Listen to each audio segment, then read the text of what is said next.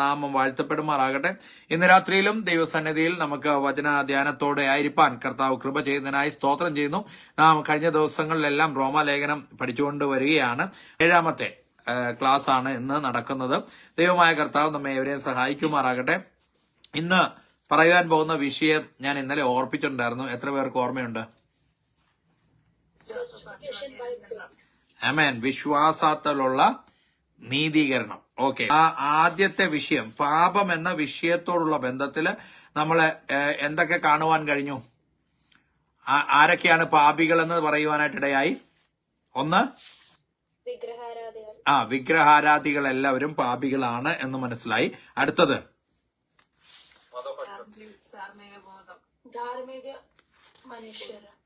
ധാർമ്മിക ബോധമുള്ളവര് പാപികളാണെന്ന് പഠിച്ചു. അടുത്തത്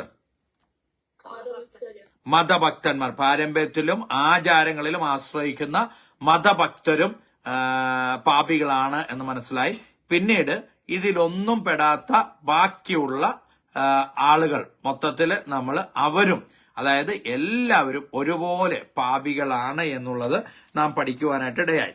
അടുത്തത് നാം അതിനോടുള്ള ബന്ധത്തിൽ നാം പഠിച്ചു വന്നപ്പോൾ ഏതെല്ലാം രീതിയിൽ എന്ന് പറഞ്ഞാൽ നമ്മുടെ സംസാരം, നടപ്പ്, മനസ്സ്, അഹന്ത എന്നീ വിഷയങ്ങളോടുള്ള ബന്ധത്തിലാണ് നാം പാപം ചെയ്യുന്നത് എന്ന് നാം പഠിക്കുവാനായിട്ടിടയായി. ഇന്ന് നാം പഠിക്കുവാനായിട്ട് പോകുന്നത് വിശ്വാസത്താലുള്ള നീതീകരണം. അതിനാസ്പദമായിട്ട് വായിക്കാൻ പറഞ്ഞ അത് എവിടം തൊട്ട് എവിടം വരെ വായിക്കാൻ പറഞ്ഞത്?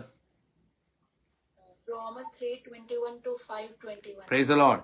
3-ാം അധ്യായം റോമർക്ക് എഴുതിയ ലേഖനം 3-ാം അധ്യായം 21-ാം വാക്യം മുതൽ 5-ാം അധ്യായം 21-ാം വാക്യം വരെയാണ് ജസ്റ്റിഫിക്കേഷൻ ബൈ ഫെയ്ത്ത്, അതായത് വിശ്വാസത്താലുള്ള നീതീകരണം. അതിനാസ്പദമായിട്ട് 3-ാം അധ്യായം 24-ാം വാക്യം ഒന്ന് വായിക്കാം.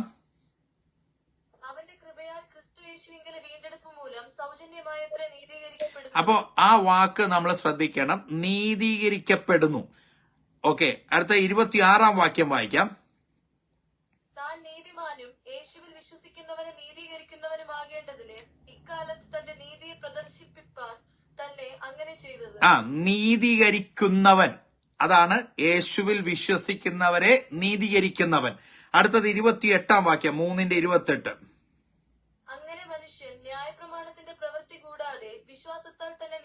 അപ്പൊ അവിടെ നമുക്ക് കാണുവാൻ കഴിയുന്നു, വിശ്വാസത്താൽ തന്നെ നീതീകരിക്കപ്പെടുന്നു. അപ്പോൾ ഏത് മാർഗത്താൽ? കർമ്മമാർഗത്താലാണോ? അല്ല. 27-ാം വാക്യത്തിൽ പറയുകയാണ്,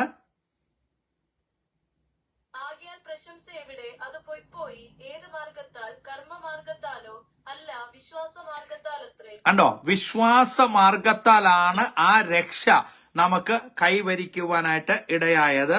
ഇറ്റ്സ് എ ഗിഫ്റ്റ്. അത് ദൈവം നമുക്ക് സൗജന്യമായി തന്നതായ ദാനമെന്ന് നമുക്ക് പറയുവാൻ, ആർക്കും പ്രശംസിക്കാതിരിപ്പാൻ പ്രവൃത്തിയും കാരണമല്ല എന്ന് അവിടെ പറയുകയാണ്. അപ്പം ഒരു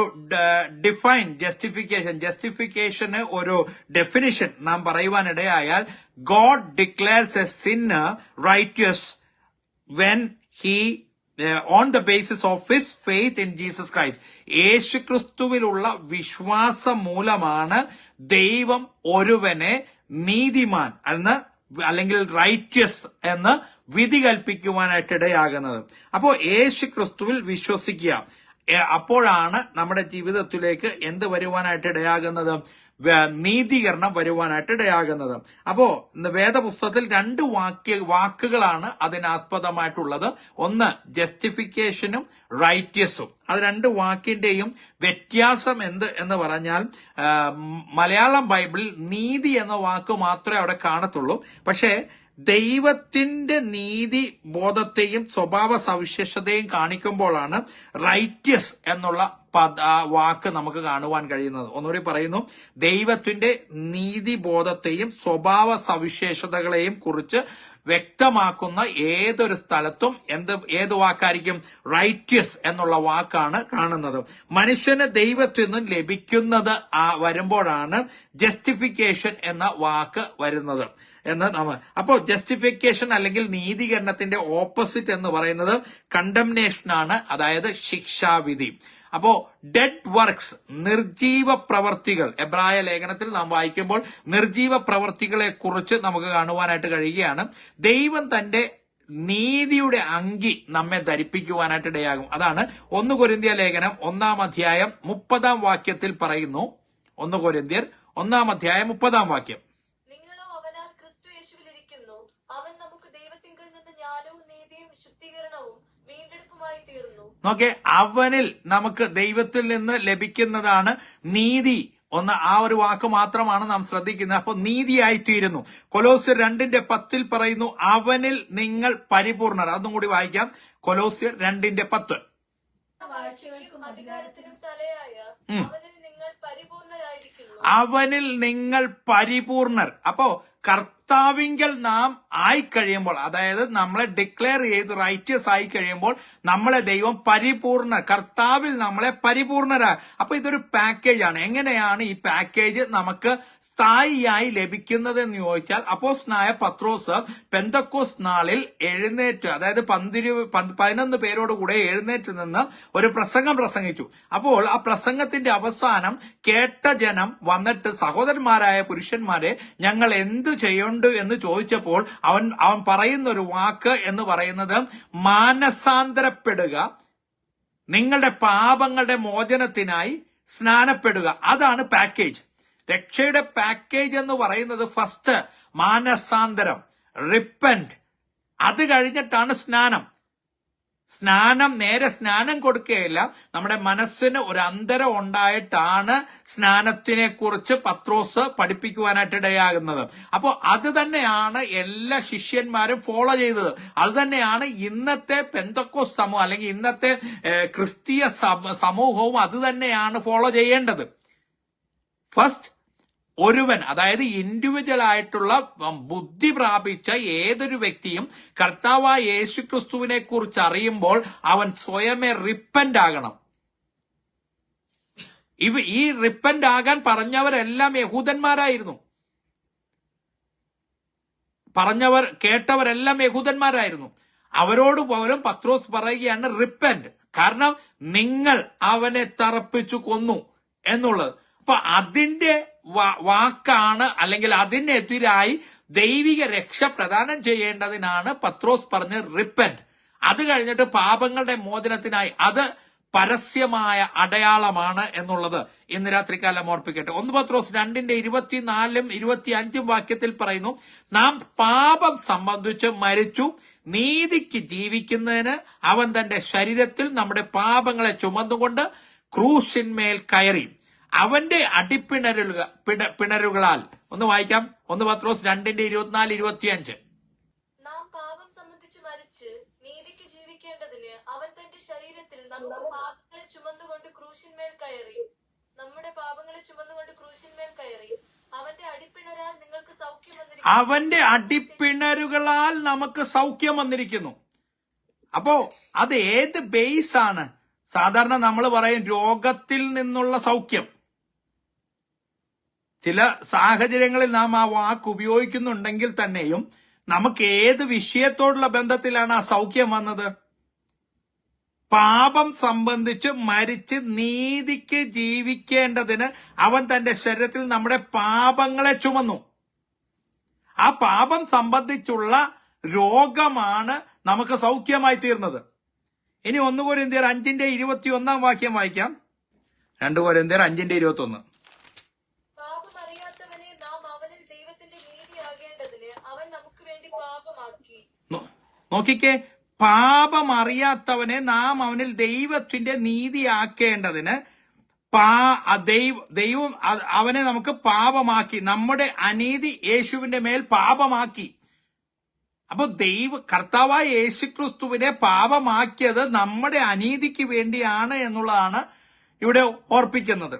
അപ്പോൾ ഇതിന്റെ ചില കാര്യങ്ങൾ, നീതീകരണം is not a act, not an act, not a process. ഇത് പ്രവൃത്തിയാണ്, പ്രക്രിയയാണ്. അരക്ഷണത്തിൽ ഇത് സംഭവിക്കുന്ന എപ്പോഴാണ് എനിക്ക് നീതീകരണം അല്ലെങ്കിൽ റൈറ്റിയസ് എന്നുള്ള ആ വിഷയം എന്റെ ജീവിതത്തിലേക്ക് വരുന്നത്? എപ്പോഴാ? കർത്താവായ യേശു ക്രിസ്തുവിനെ ഏത് സമയത്തും നാം സ്വീകരിക്കുന്നു. അപ്പൊ അതിന്റെ ടൈം ഫ്രെയിം എപ്പോഴാ, എത്രയുണ്ട്? ഫ്രാക്ഷൻ ഓഫ് സെക്കൻഡ്സിലാണ് ദൈവം ഡിക്ലെയർ ചെയ്യുന്നത് ഇവൻ നീതീകരിക്കപ്പെട്ടവൻ എന്നുള്ളത്. ഡിക്ലെയർ, ഞാൻ പറയുന്ന വാക്ക് വളരെ ശ്രദ്ധയോടെ കേൾക്കണം. ദൈവം കൽപ്പിക്കുക, അല്ലെങ്കിൽ ഡിക്ലെയറിന്റെ വേറൊരു വാക്ക് എന്താ? പ്രഖ്യാപനം. ദൈവം പ്രഖ്യാപിക്കുകയാണ് ഒരു മനുഷ്യനെ കുറിച്ച് ഇവൻ റൈറ്റിയസ് ആയി, നീതിമാനായി തീർന്നു എന്നുള്ളത് പ്രഖ്യാപിക്കുകയാണ്. അതിന്റെ ആ ഒരു എക്സ്പ്ലനേഷനിലേക്ക് വരുമ്പോഴാണ് ആ പ്രഖ്യാപനം എങ്ങനെ ആയിരിക്കുമെന്ന് നാം അറിയാനായിട്ട്. അപ്പോൾ ഇതിന് ഡിഗ്രി ഒന്നും ആവശ്യമില്ല. ഇതിന്റെ അകത്ത് ഒന്നാമത്തെ കാര്യം യെസ് ഓർ നോ. നീതീകരണം ഏറ്റുപറച്ചിലുകളല്ല, എല്ലാവരും ഒരുപോലെ നീതീകരിക്കപ്പെടുകയാണ്. It's God's doing. ഇതെങ്ങനെ സംഭവിക്കുന്നു എന്ന് ചോദിച്ചാൽ ഇത് ദൈവപ്രവൃത്തിയാണ്. അതാണ് നിക്കോദോമസിനോട് പറയുന്നത്. നിക്കോദോമസ് ചോദിക്കുന്നുണ്ട്, അമ്മയുടെ ഉദരത്തിൽ കടന്ന് വീണ്ടും ജനിക്കാമോ? അപ്പോ അത് ദൈവത്താൽ സംഭവിക്കുന്നതാണ്.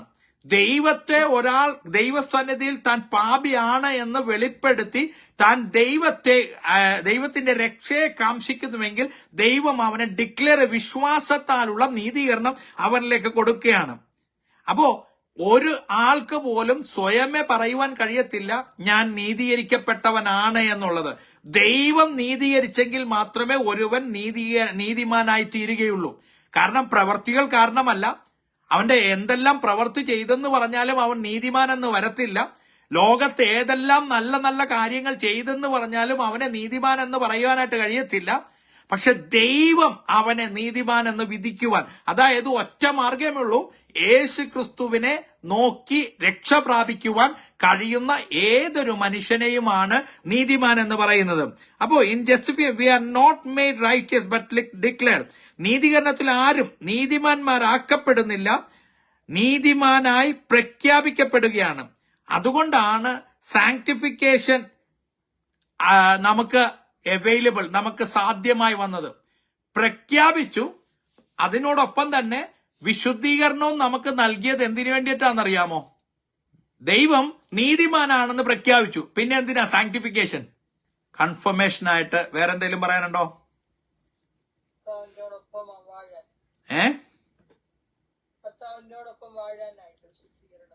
അതായത് കർത്താവിനോടൊപ്പം വാഴാനല്ല, വിശുദ്ധീകരണം. അതായത് ഡിക്ലെയർ ചെയ്തു ഞാൻ നീതിമാൻ. പറഞ്ഞോ അമ്മണി ആന്റി.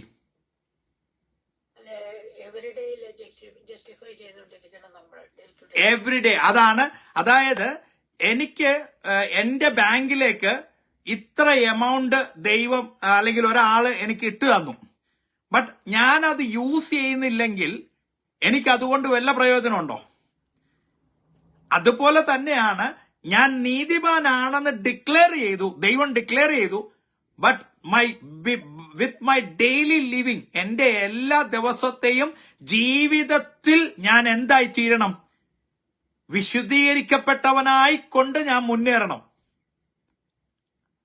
മനസ്സിലായല്ലോ? അപ്പോൾ വൺസ് ദൈവം ഡിക്ലെയർ ചെയ്തെന്ന് പറഞ്ഞാൽ പിന്നെ ഞാൻ നീതിമാനായി, ഇനി എനിക്ക് എന്തു വേണമെങ്കിലും ചെയ്യാം, ഒരു കുഴപ്പവുമില്ല എന്ന് പഠിപ്പിക്കുന്ന ഒരു പഠിപ്പിക്കലുണ്ട്. അവിടെയാണ് നമുക്ക് തെറ്റ് സംഭവിക്കുന്നത്. നമുക്ക് ഒരു പ്രാവശ്യം ഡിക്ലറേഷൻ കിട്ടി എന്ന് പറഞ്ഞിട്ട് ബാക്കി പിന്നെ എല്ലാം ചെയ്യാമെന്നല്ല. ഡിക്ലെയർ ചെയ്ത ഞാൻ എങ്ങനെയാണ് അതിൽ നടക്കുവാൻ ഇടയാകുന്നത്, അത് നാം ചിന്തിക്കുവാനായിട്ട്, അതിനെക്കുറിച്ച് കൂടുതലായിട്ട് നമുക്ക് ഇൻ ഡെപ്ത് നമുക്ക് പോകാം. അപ്പൊ ഇത് ദൈവത്തിന്റെ പ്രവൃത്തിയാണെന്നുള്ളത് കൊണ്ട് ഇത് ദുർബലപ്പെടുത്തുവാൻ ആർക്കും സാധ്യമല്ല. വൺസ് ഡിക്ലെയർ, ഇതിനെ ദുർബലപ്പെടുത്തുവാൻ മറ്റാർക്കും സാധ്യമല്ല. ദൈവത്തിന് മാത്രമേ അത് സാധ്യമാവുന്നുള്ളൂ. പക്ഷെ വിശുദ്ധീകരണം പ്രഖ്യാപനമല്ല, അത് പ്രക്രിയയാണ്. അത് തുടർന്നുകൊണ്ടേയിരിക്കുന്നു. നമ്മുടെ ലൈഫ് ലോങ് നമ്മുടെ വിശുദ്ധീകരണം തുടർന്നുകൊണ്ടേയിരിക്കുകയാണ്. രണ്ട് ടേംസ് നമുക്ക് ബിബ്ലിക്കൽ ടേംസ്, അതായത് ബിബ്ലിക്കൽ ആയിട്ടുള്ള 3 വാക്കുകളെ ഞാൻ നിങ്ങൾക്ക് പരിചയപ്പെടുത്താനായിട്ട് ഓർക്കുകയാണ്. 3-ാം അധ്യായം 24-ാം വാക്യത്തിൽ, റോമാലേഖനം 3:24 വീണ്ടെടുപ്പ് എന്നുള്ളൊരു വാക്കുണ്ട്.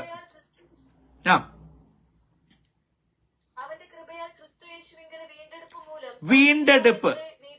മതി വീണ്ടെടുപ്പ്, അതായത് redemption, to deliver or save by paying a price. അതാണ് വീണ്ടെടുപ്പ് എന്ന് പറയുന്നത്. നമ്മളെ വീണ്ടെടുക്കുന്നത് എങ്ങനെയാണ് എന്നുള്ളത്, redemption, how we have been redeemed എന്ന് ചോദിക്കുമ്പോൾ 1 പത്രോസ് 1:18-19 വാക്യം, വ്യർത്ഥവും പിതൃപാരമ്പര്യവുമായുള്ള നിങ്ങളുടെ നടപ്പിൽ നിന്ന് ആ. നിങ്ങളെ വീണ്ടെടുത്തിരിക്കുന്നത് ആ. പൊന്ന് വെള്ളി മുതലായ അഴിഞ്ഞു പോകുന്ന വസ്തുക്കളെ കൊണ്ടല്ല, ക്രിസ്തു എന്ന നിർദോഷവും നിഷ്കളങ്കവുമായ കുഞ്ഞാടിന്റെ വിലയേറിയ രക്തം കൊണ്ടത്രേ So, എന്ന് നിങ്ങൾ അറിയുന്നുവല്ലോ. അപ്പോൾ ഏതിൽ നിന്നാ എന്ത് കൊടുത്തിട്ടാണ് ദൈവം നമ്മെ വീണ്ടെടുത്തത്? കുഞ്ഞാടിന്റെ വിലയേറിയ രക്തമാണ് നമുക്ക് മറുവിലയായി കൊടുത്തിട്ട് നമ്മളെ പർച്ചേസ് ചെയ്യുവാനായിട്ടിടയായത്. നമ്മൾ ഇനി തുടർന്ന് പഠിച്ചു വരുമ്പോൾ നമുക്കറിയാം, ഇനി നാം നമുക്കുള്ളവരല്ല, ദൈവത്തിനുള്ളവർ. അപ്പൊ ദൈവത്തിന്റെ ഇഷ്ടം ചെയ്യുവാനായിട്ടാണ് നാം ആയിരിക്കേണ്ടത്. കാരണം we have already been purchase, നമ്മളെ ഓൾറെഡി പർച്ചേസ് ചെയ്ത് കഴിഞ്ഞു. ഇനി പർച്ചേസ് ചെയ്തവന്റെ ഇഷ്ടപ്രകാരമാണ് നാം ജീവിക്കേണ്ടത്. അപ്പോ അതിൽ എന്തിൽ നിന്നൊക്കെ നമ്മളെ വീണ്ടെടുക്കണം, ഏതിൽ നിന്നൊക്കെ നമ്മെ വീണ്ടെടുക്കണം എന്ന് ചോദിച്ചാൽ, പഴയ മനുഷ്യന്റെ ജീവിതത്തിൽ നിന്നും, 1 പഴയ മനുഷ്യന്റെ ജീവിതത്തിൽ നിന്ന് നാം വീണ്ടെടുക്കപ്പെടണം. 2 ന്യായപ്രമാണത്തിൽ നിന്ന് നാം വീണ്ടെടുക്കപ്പെടണം. 3 പാപ ശരീരത്തിൽ നിന്ന് നാം വീണ്ടെടുക്കപ്പെടണം. 3 കാര്യങ്ങളിൽ നിന്നാണ് നാം വീണ്ടെടുക്കപ്പെടേണ്ടത്.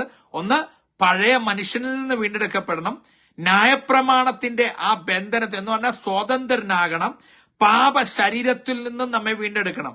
1 കൊരിന്ത്യർ 6:19 പറയുകയാണ്,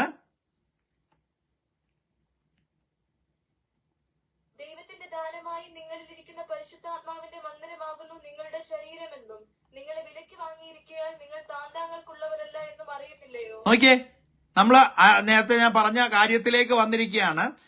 നിങ്ങളെ വിലയ്ക്ക് വാങ്ങിയിരിക്കയാൽ നിങ്ങൾ താന്താങ്ങൾക്കുള്ളവരല്ല എന്ന് അറിയുന്നില്ല. അപ്പം നേരത്തെ ഈ ശരീരം കൊണ്ടാ പാപം ചെയ്തത്. പാപി എന്ന മുദ്ര വന്നത് ഈ പഴയ ശരീരം കൊണ്ടാ. പക്ഷെ നമ്മളെ നീതീകരിക്കപ്പെട്ടപ്പോൾ നമ്മുടെ ജീവിതം എങ്ങനെയായി മാറി? പുതിയ ഒരു ശരീരത്തിന്, അല്ലെങ്കിൽ പുതിയ ഒരു സമ്പ്രദായത്തിന്, പുതിയ ഒരു യജമാനന്റെ കീഴിലായി തീരുവാനായിട്ടിടയായി. ഇപ്പോൾ ഈ ശരീരം പാപത്തിനു വേണ്ടിയല്ല നാം യൂസ് ചെയ്യേണ്ടത്, പിന്നെയോ ദൈവത്തെ മഹത്വപ്പെടുത്തേണ്ടതിനാണ് യൂസ് ചെയ്യേണ്ടത്. ടു ഗ്ലോറിഫൈ ഗോഡ്, ദൈവത്തെ മഹത്വപ്പെടുത്തേണ്ടതിനാണ് നമ്മുടെ ശരീരത്തെ ഉപയോഗിക്കേണ്ടത്. അപ്പോൾ ഈ ശരീരം കൊണ്ട് വൺസ് ഡിക്ലെയർ ചെയ്യുകയാണ്, ഇവൻ നീതിമാനായി എന്ന് ഡിക്ലെയർ ചെയ്തിട്ട് വീണ്ടും പാപത്തിലേക്ക് തിരിഞ്ഞാൽ നമുക്ക് ഈ ശരീരം കൊണ്ട് നമുക്ക് ദൈവത്തെ മഹത്വപ്പെടുത്താൻ പറ്റുമോ? അപ്പോ വൺസ് ഡിക്ലെയർ ആയെന്ന് പറഞ്ഞിട്ട് പിന്നെ ദൈവം കരുണയുള്ളവരാണ്, കാരുണ്യവാനാണ് എന്ന് പറഞ്ഞിട്ട് കാര്യമില്ല.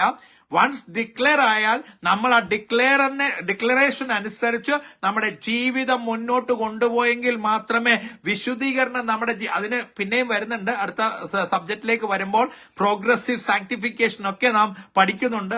അതിലേക്ക് വരുമ്പോൾ കൂടുതലായി നമുക്ക് അറിയുവാനായിട്ട് കഴിയും. അപ്പോ ഒരു കാര്യം, 3 കാര്യങ്ങളാണ്. രണ്ടാമത്തേത് പ്രാശ്ചിത്തം, മൂന്നാമത്തേത് പാപക്ഷമ. ഇത് 3ആണ് ആ ടേംസ്, ബിബ്ലിക്കൽ തിയോളജിക്കൽ ടേംസ് നമുക്ക് കാണുവാനായിട്ട് കഴിയുന്നത്. റോമാലേഖനം 3:25 വാക്യം വായിക്കാം. വിശ്വസിക്കുന്നവർക്ക് അവൻ തന്റെ രക്തം മൂലം പ്രായശ്ചിത്തമാകുവാൻ, അവൻ തന്റെ രക്തം മൂലം പ്രാശ്ചിത്തമാകുവാൻ. എബ്രായ ലേഖനം 2:17 പറയുകയാണ്, പ്രാശ്ചിത്തം വരുത്തുവാൻ. യേശു വന്നത് എന്തിനാണ്? പ്രാശ്ചിത്തം വരുത്തുവാൻ, അതായത് പ്രൊഫിസേഷൻ വരുത്തുവാനാണ് കർത്താവ് വന്നത്. 1 യോഹന്നാൻ 2:2 പറയും, നമ്മുടെ പാപങ്ങൾക്ക് പ്രാശ്ചിത്തമാകുവാനാണ്. അപ്പോൾ നമ്മൾ ഇനി പ്രാശ്ചിത്തം ചെയ്യണ്ട.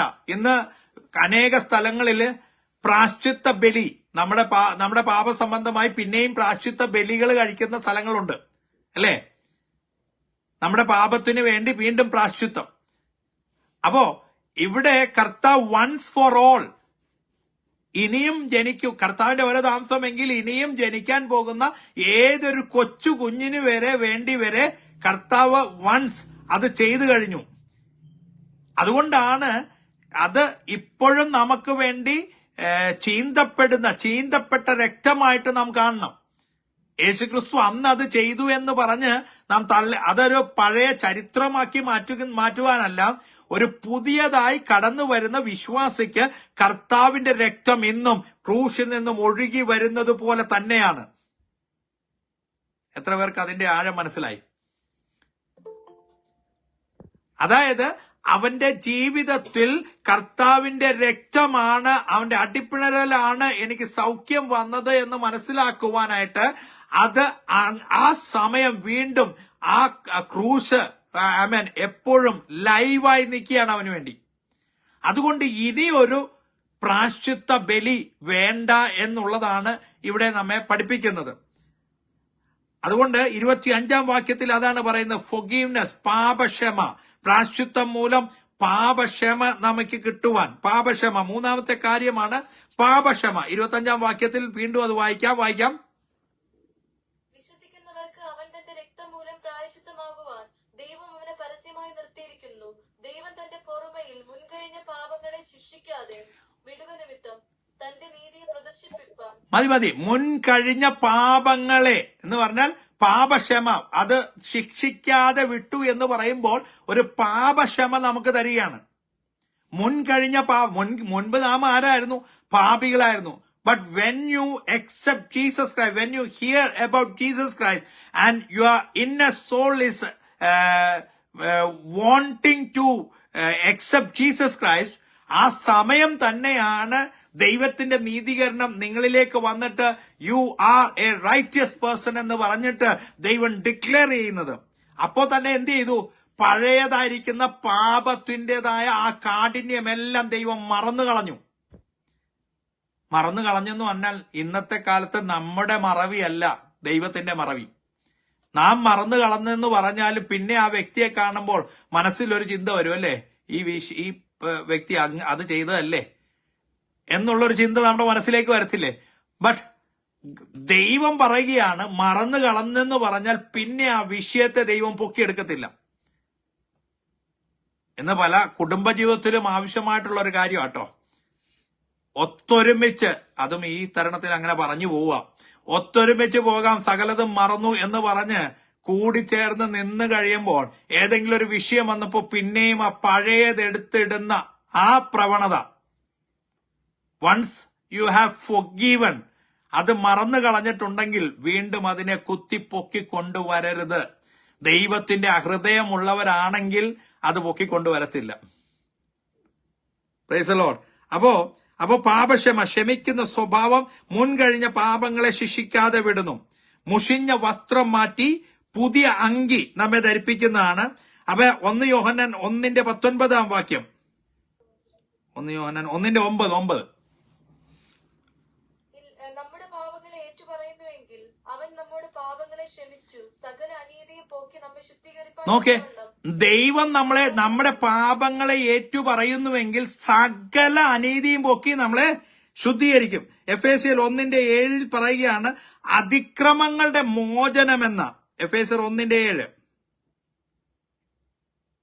അവനിൽ നമുക്ക് അവന്റെ രക്തത്താൽ അതിക്രമങ്ങളുടെ മോചനം എന്ന വീണ്ടെടുപ്പ്.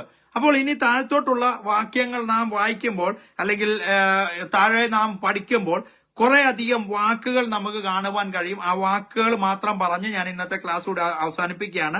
1, അഡോപ്ഷൻ, ദത്തെടുക്കുക എന്ന വാക്ക്. 2, ഇംപ്യൂട്ടേഷൻ, കണക്കിടുക എന്ന വാക്ക്. 3, റീകൺസിലേഷൻ, നിരപ്പ് പ്രാപിക്കുക എന്ന വാക്ക്. 4, സാങ്ക്ടിഫിക്കേഷൻ, വിശുദ്ധീകരണം എന്ന വാക്ക്. 5, പ്രീഡെസ്റ്റിനേഷൻ, മുന്നറിയുക എന്ന വാക്ക്. അടുത്തത് ഗ്ലോറിഫിക്കേഷൻ, തേജസ്കരണം എന്ന വാക്ക്. അടുത്തത് ഇന്റർസെഷൻ, പക്ഷപാതം ചെയ്യുന്ന എന്നുള്ള വാക്ക്. മീഡിയേഷൻ, മധ്യസ്ഥ വഹിക്കുന്ന എന്നുള്ള വാക്ക്. വിളി, കോൾ എന്നുള്ള വാക്ക്. എലക്ഷൻ, തിരഞ്ഞെടുപ്പ് എന്നുള്ള വാക്ക്. അപ്പം ഇനി നാം താഴത്തോട്ട് വായിക്കുമ്പോൾ ഈ പറയുന്ന വാക്കുകളിലൊക്കെയാണ് നമ്മളുടെ നോട്ടം എത്തേണ്ടത്. ഈ പറഞ്ഞ വാക്കുകളിലൊക്കെയാണ് നാം ശ്രദ്ധ ചെലുത്തേണ്ടത്. ഈ വചനങ്ങളാൽ ദൈവം നമ്മെ ഓരോരുത്തരെ അനുഗ്രഹിക്കുമാറാകട്ടെ. ഇതിന്റെ ക്ലാസ് ഇനിയും കുറെ അധികം, കാരണം ഈ രക്ഷ എന്നുള്ളതിനെ കുറിച്ച് കുറെ അധികം നാം പഠിക്കേണ്ടതുണ്ട്. കാരണം കുറെ അധികം തെറ്റിദ്ധാരണകൾ മനുഷ്യന്റെ ജീവിതത്തിൽ ഈ രക്ഷ എന്ന വിഷയത്തെ സംബന്ധിച്ച് കടന്നുകൂടിയിട്ടുള്ളത് കൊണ്ട് നാം വചനം പഠിക്കുമ്പോൾ അതിന്റെ ആഴത്തിലും അതിന്റെ ഉറപ്പിന്മേലും പഠിച്ചെങ്കിൽ മാത്രമേ അടുത്ത ഒരു വ്യക്തിയോട് നാം പറയുമ്പോൾ അതെല്ലാം മനസ്സിലാക്കി പറയുവാനായിട്ട് കഴിയത്തുള്ളൂ. അതുകൊണ്ടാണ് ഇത്ര സമയമെടുത്ത് ഇത് പറയുവാനായിട്ട് ഇടയായതും. കർത്താവ് നമ്മെ ഓരോരുത്തരെയും അനുഗ്രഹിക്കുമാറാകട്ടെ.